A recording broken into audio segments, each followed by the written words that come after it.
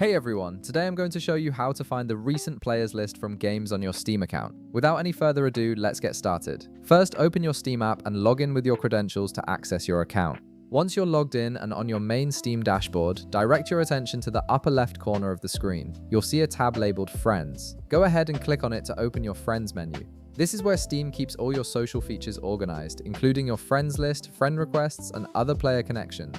From the Friends menu that appears, look for and select the option that says Add a Friend. This might seem like an odd place to find recent players, but Steam actually houses this feature within the Friend Management section. Clicking this option will take you to a new screen where you can manage various aspects of your social connections on the platform.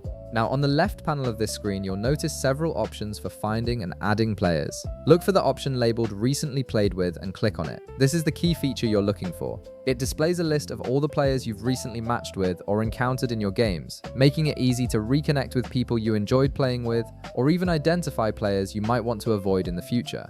Once you click on Recently Played With, you'll see a list populate with the usernames and profile pictures of players you've encountered in your recent gaming sessions.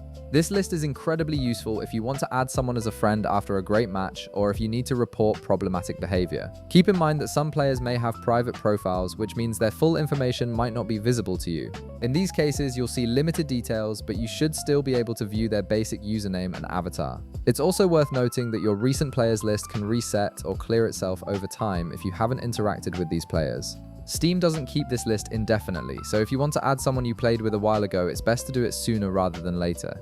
The list typically shows players from your most recent gaming sessions, so the more you play and the more time passes, the older entries may disappear from view. And that's it! You've now accessed your recent players list and can easily find and connect with people you've encountered in your games. If this video helped you out, be sure to leave a like, subscribe, and I'll see you in the next one.